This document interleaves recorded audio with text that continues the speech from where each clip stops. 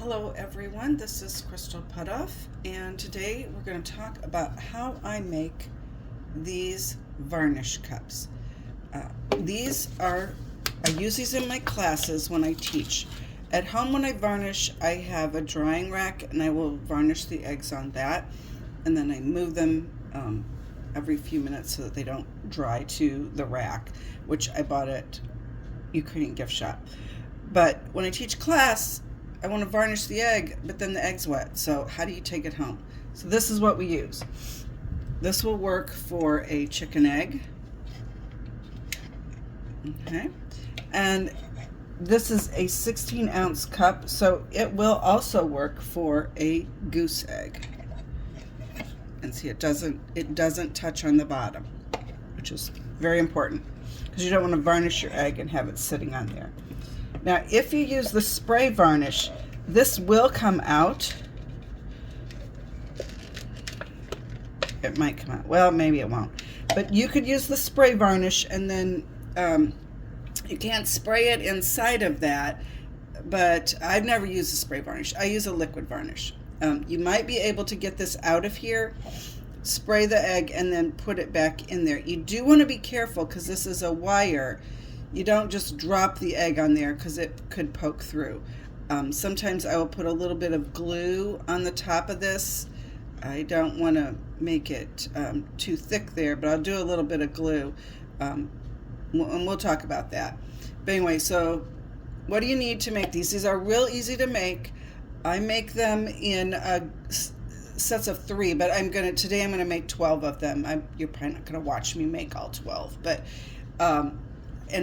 you'll see in a minute why I do them in groups of 3. So, what do you need to make this wonderful transportable varnish cup? You need a cup. So, like I said, these are 16-ounce cups. They are see-through, and the reason they are see-through is because I used to use styrofoam cups, and someone took their egg home and their spouse thought it was just a nasty coffee cup and threw it away because they didn't know there was an egg inside of it. So we use a see-through cup so you can see the eggs. No more worries there.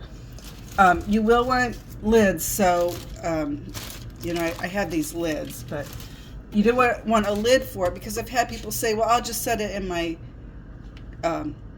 I'll just hold it. It's like, well, if something happens and it tips, the egg's going to fall out. So you take it home with the lid on. Then when you get home, you take the lid off. Okay, so you got to have a cup. You need wire. This is fluoro wire. This is 20 gauge fluoro wire. You can use whatever gauge you want, but you want to make sure that your egg will fit through.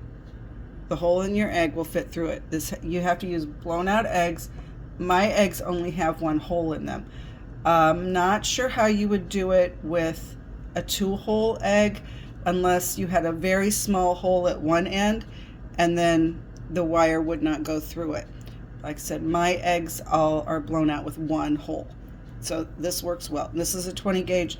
I know I've used 18 gauge too. You don't want it to be real flimsy, but it's fluoro wire. Mine is wrapped with the green stuff around it. You don't have to have that. I mean, you can use any kind of wire, but that's what I use. And then you will need plaster of Paris. This is what I use. It's a fairly quick drying, and it's a powdery form. I keep it in this container. Actually buy it in this container. Okay, it's a little harder to open. See, it looks like a powder. You don't have to buy this big of a container if you're not making that many. I make a lot, so I buy this in the bigger size. All right, so those are the things we're going to need. Oh, and then you need cold water. And you mix the plaster of Paris, 2 parts powder, 1 part cold water. So that's another reason I'm in my kitchen right next to the refrigerator. All right, so the first thing you want to do is cut your floral wire into pieces. So you will also need some wire cutters. Now the floral pieces that I buy, they just happen to be 18 inches long, so I cut them in 6-inch strips. And it's like, okay, if it's not exactly 6 inches. So I cut one, and then I cut the next one. Okay, yeah, and they kind of fly off. Okay, so since I'm making 12 today, I'm going to cut up 3 more wires.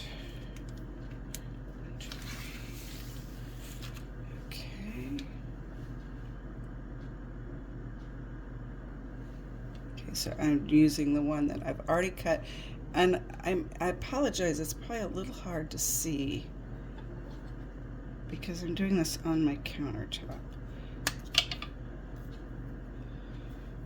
and my countertop is this granite, but you kind of see I'm just cutting wire into 6-inch pieces.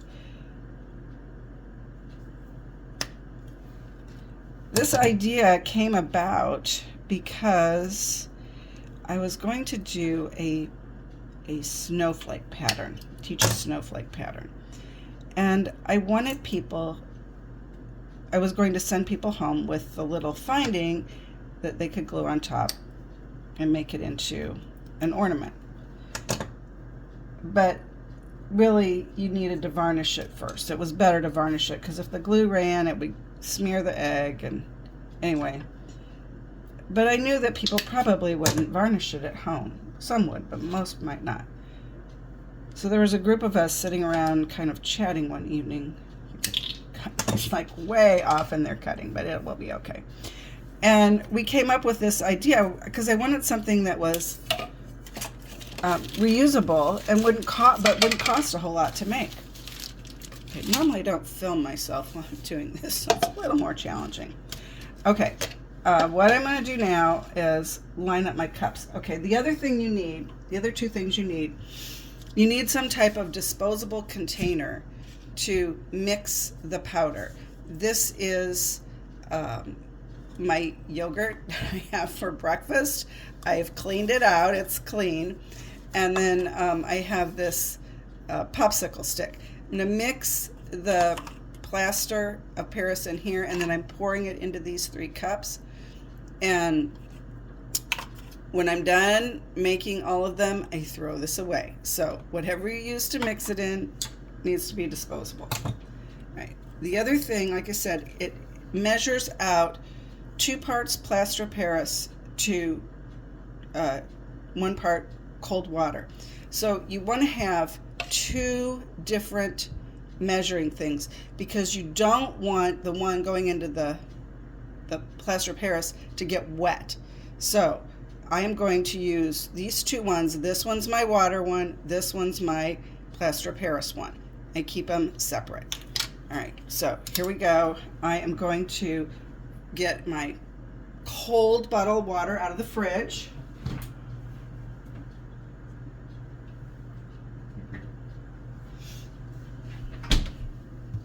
Okay, and now, which is another reason I do this in my kitchen. Okay, so I'm going to put in, this is how I do it. I put in 6 tablespoons. 1, 2, 3, 4, 5, 6. It took me a while to get the ratios, you know, what worked best, but this seems to work best. Okay, now this is a ½ tablespoon, so I will be putting in 6 of these, which equals 3 tablespoons. So I have 6 tablespoons of this and 3 tablespoons of water. Yeah, you had to do math. Oh well. Okay, you can do it. You can do it. Okay, so there's half,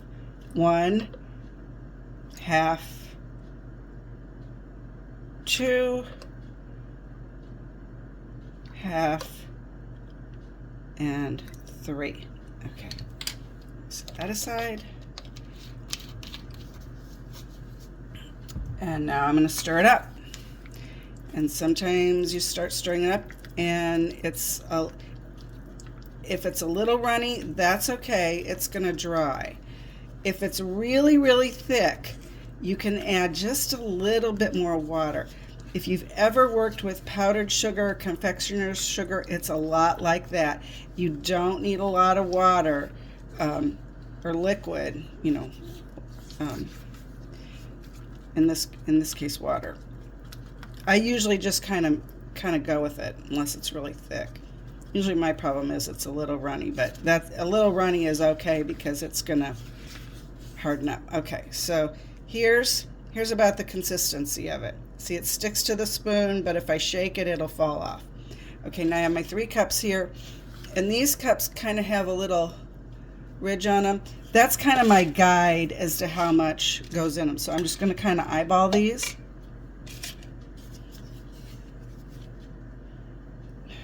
Sorry, I'm trying not to get my hands in the camera, but I don't think I can do that. Okay, so there's one, and I'm going to kind of spread it around in the bottom. This does harden up, so you do need to work quickly, which is another reason I do it in groups of 3, because I know I can get 3 done before it gets all hard and icky. Or I shouldn't say icky, but hard to work with. Okay. And I try to get most of it out of here. I'm going to reuse this same cup for the other one, so if I don't get it all out, it's not a big deal. Okay, and a little bit got on the side. I'll just kind of squish that down. Now I'm going to push this around so that it's kind of covering the bottom of it. Okay. Now I take my floral wire and I make a little loop in the end of it, and then stick it up so it looks like that. And I put it in there, and it just stands up. I do the next one. Actually, after I cut them, I make all these little loops. I don't wait until I do this. I kind of cut all the wires, I make all the loops, and then I start putting the plaster in there and then putting these in there. Okay. That one might not hold a goose egg. That one's a little short. Okay, so those 3 are done. I'm going to set these off to the side.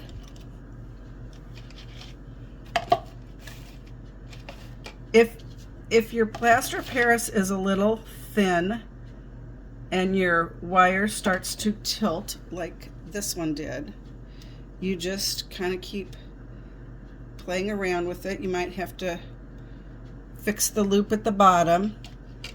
Once it dries, it's going to stay in place. If it dries crooked, you can just kind of move it a little. Now this one here that I had made, and you can see it's kind of bent down here because it didn't dry real straight, so it's like that. All right, so that's what I made. I usually let them dry completely for a couple of hours before I put the lid on it. A lot of times I'll let them dry overnight and then I'll put the lid on them in the morning. And then you can just store them. I mean, this doesn't come out. If you're sending people home with stands, the stand will fit over, you know, I'll like put the stand over this and then I'll put the egg on it. If you're doing the goose egg, make sure the stand isn't touching it. But that's what I do. Very simple. So that I'm going to make the rest of these, and I'll come back and show you all of them completed. So here are my 12 varnish cups. They're all mostly complete. The last thing I have to do, and I wait until the plaster is dried, so I won't really do this until tomorrow, but I'll show you what needs to be done. Some of the wires are shorter than others, so oops, you know, obviously they're not dry yet. So I look at them from this level, and this is my sample one. I'm going to show you as an example. If you look, that wire is really kind of touching the lid. That wire is too high. So after they're dry, I look at them. I mean, I could do it now, but then I have to rearrange the wire. It's easier to do it when they're dry. And so where the wire is too close to the top, like these have a lip on them. You can kind of see a ridge. You want it like just not all the way to the bottom, but just a little bit below it. It matters more if you're going to do the goose eggs. You don't want them too short because then the goose egg will touch the bottom. So I just come in with my wire cutters and I clip off maybe there, like just a little bit. That's all I clip off. And now a goose egg will still fit on there, and so will a chicken egg. The other thing that I do is I come in with some tacky glue. This is, okay, tacky glue. These cups are everywhere to show you. It's a white glue, or you could use any kind of PVA glue. I mean, you could use a more expensive glue if you want, but you don't have to.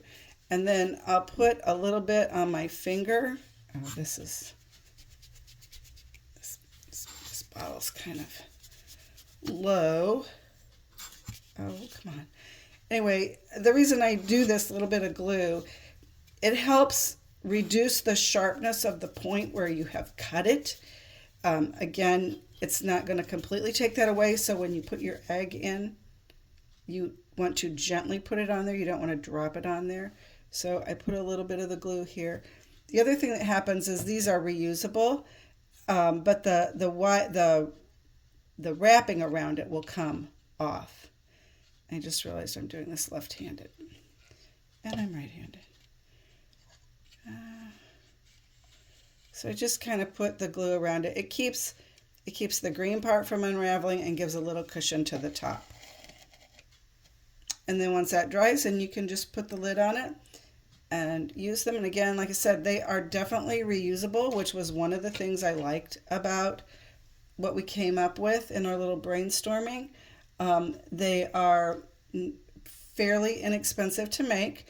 The cost of these is, I kind of build in the cost of making these into the price of my classes.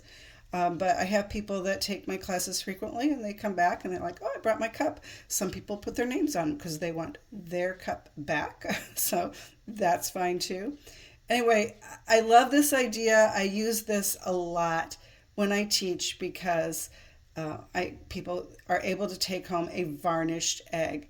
Another thing that I do sometimes is I will give people, if I'm teaching a class of people I don't know, I give them all a name tag. And I tell them, write your name on it, but don't put it on you. Just leave it laying on your place setting, and then they'll put it on their cup before they leave. They'll slap the name tag onto their cup, then they know it's theirs. That's helpful if you have more than one people taking the class and you've all kind of done a similar pattern. Anyway, I really hope that you've enjoyed this video. I hope that you find this helpful.